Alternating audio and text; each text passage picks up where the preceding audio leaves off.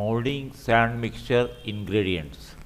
Molding sand is a mixture of base sand, binder, and additives as ingredients. Base sand. Silica sand is used as the best sand. It possesses favorable properties, inexpensive, and can be reused many times. The amount of silica sand added may vary depending on the requirements. Binders. Bentonite in bracket clay binder is the widely used binder for bonding sand particles. It is activated in the presence of water.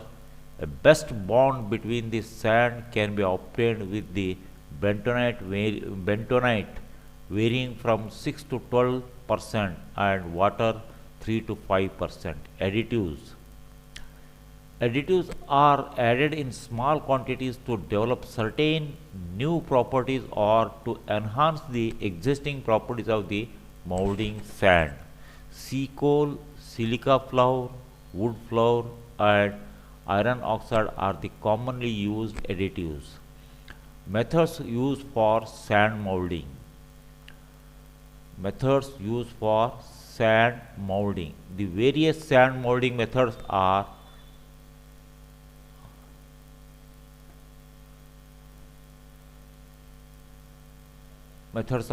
bench molding, floor molding, pit molding, and machine molding.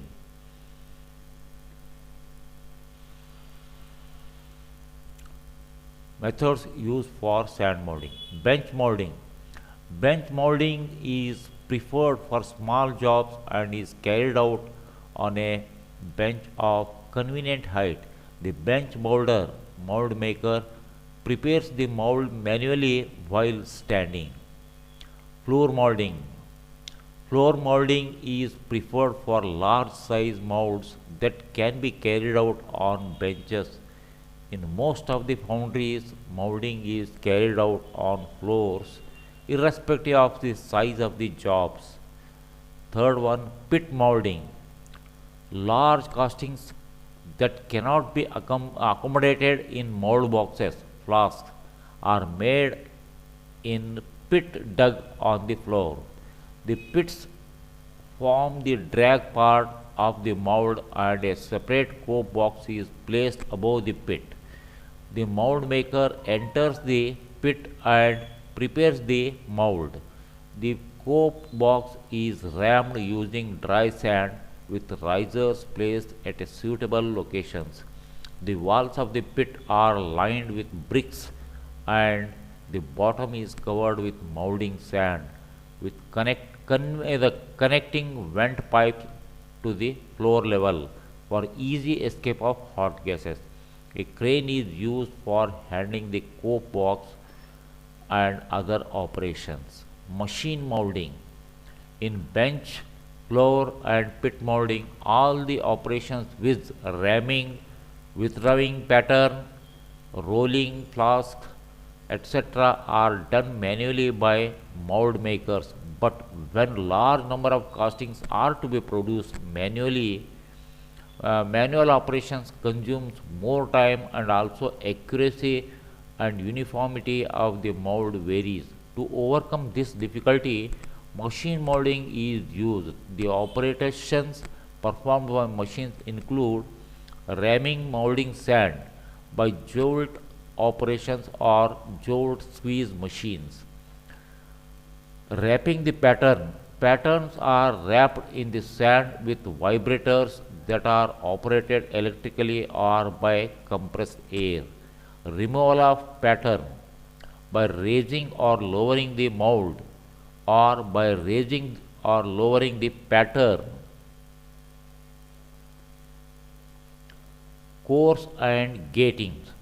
Cores are used in the mold to produce mainly hollow castings. It is only method through which cavities can be produced in the casting without machining. Core sand is used to prepare the core. A core consists of a base sand, a binder, and water if required. Special types of binders are used for this purpose. Core sand is filled in a metal or wooden die, then rammed to get the desired geometry of the die. The shaped sand represents green core. This core grain strength after suitable treatment depends on the type of binder used. Types of cores: green sand core, dry sand core, two types. Next one, gating.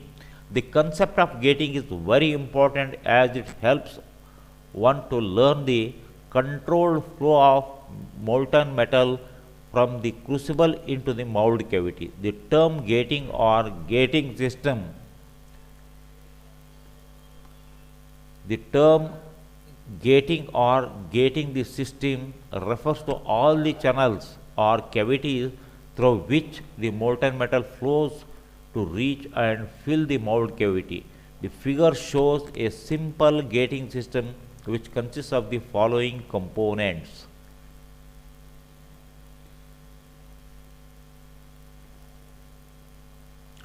Yes, this is the sketch of the gating system.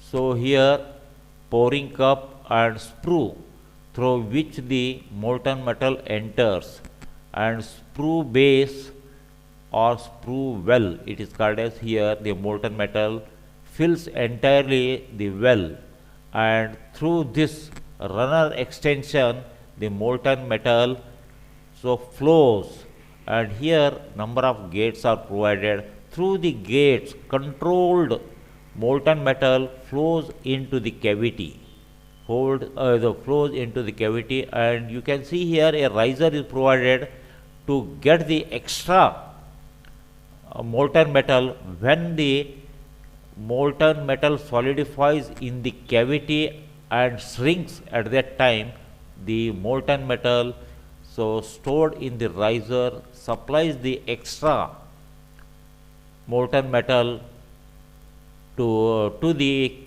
in the cavity so as to obtain complete solidification.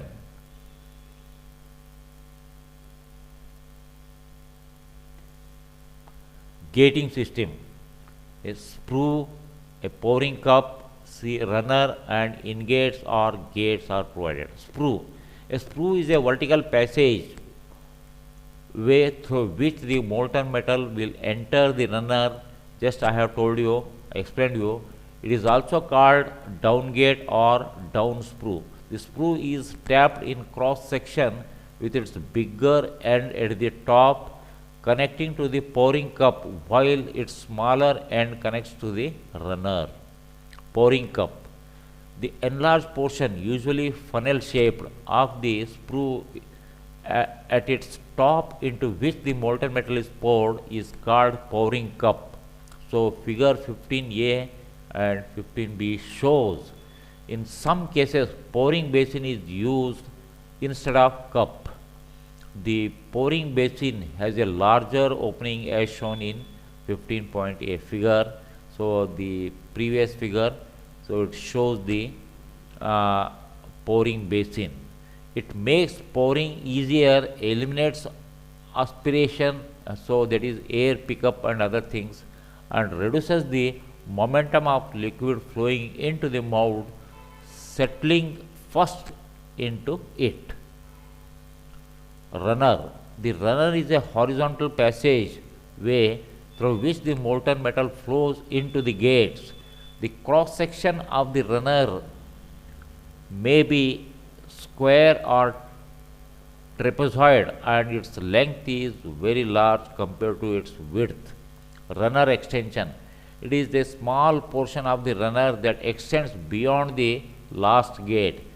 It is used to trap the slag in the initial molten metal. Ingates: the ingates or gate is a short passageway which carries the molten metal from the runner to the mold cavity. The gates used may vary in numbers and depends on the size of the casting and rate of solidification of molten metal.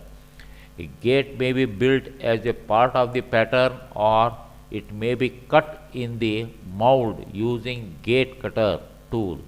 The combination of sprue based Sprue base, runner and ingates complete the total pouring system of any casting.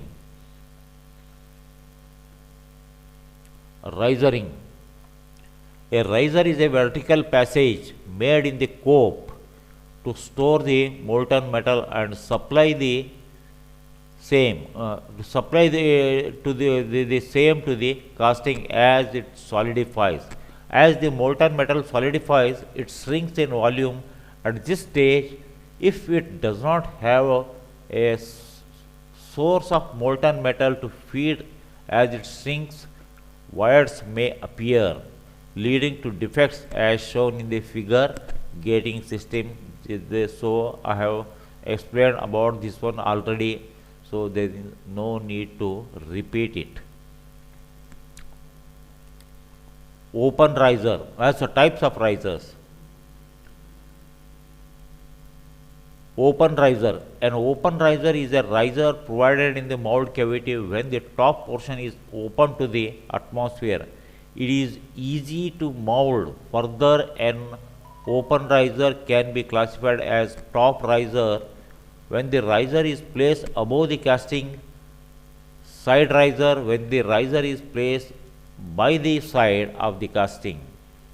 So, molten metal sprue and riser, this is the riser, is placed above the casting when this riser, side riser.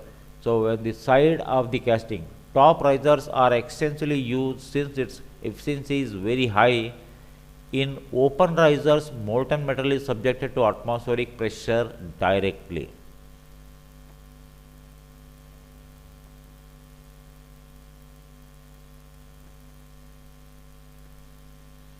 This is the blind riser.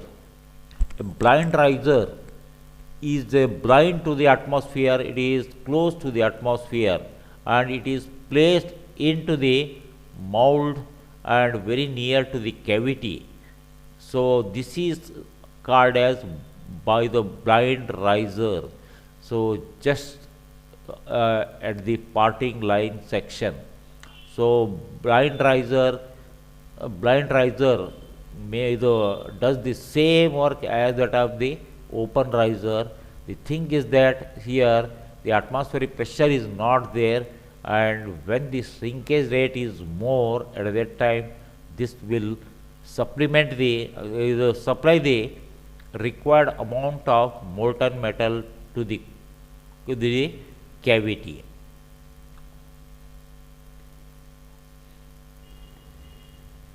Fettling and cleaning of casting. Castings are to be separated from sand mold box before the gates and risers are removed. This is referred to as fettling and cleaning of casting. The steps involved are fettling, fettling, shake out sand lumps are broken, cleared of nails, wires, etc. Casting and molding boxes are separated, returned to the molding section to be used again.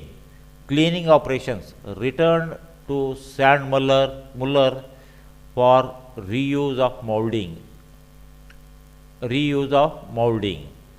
Cleaning operation of casting involves removing sand by shot blast, removing core sand, removing molding sand on the casting surface, removing fins, excess metals, sand, etc., removing gates and risers, leveling the surface off by grinding, rectifying the castings from defects.